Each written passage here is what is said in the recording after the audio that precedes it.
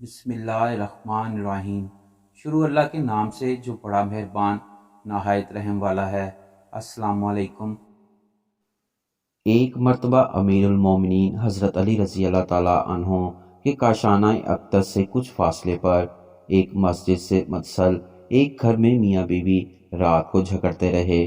جب صبح ہوئی تو حضرت علی رضی اللہ تعالیٰ عنہ نے ان دونوں کو اپنے پاس طلب فرمایا اور ان سے جھگڑنے کی وجہ دریافت فرمائی۔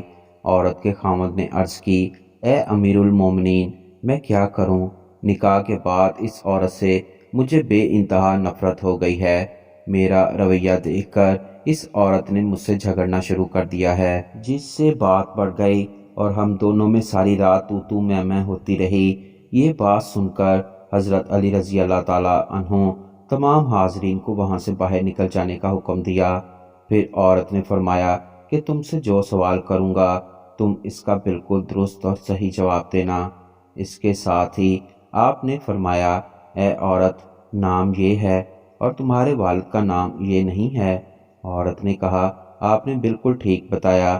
پھر آپ رضی اللہ تعالیٰ عنہ نے فرمایا، تم یہ بات کرو کہ جب تم زنا کاری سے حاملہ ہوئی تھی اور ایک مدت تک تم اور تمہاری ماں تیرے اس عمل کو چھپاتی رہی، اور جب تجھے درد زا شروع ہوا تو تمہاری والدہ تمہیں اپنے گھر سے باہر لے گئیں اور بچے کی پیدائش ہونے پر اس بچے کو ایک کپڑے میں لپیٹ کر تم نے میدان میں ڈال دیا۔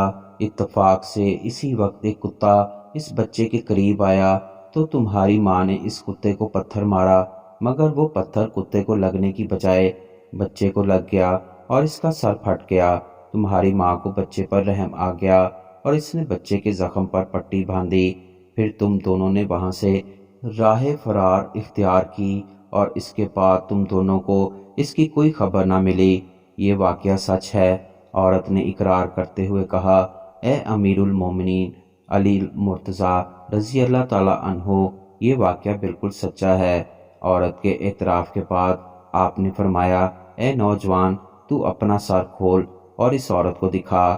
چنانچہ جب نوجوان نے اپنا سر کھول کر دکھایا تو اس پر زخم کا نشان موجود تھا۔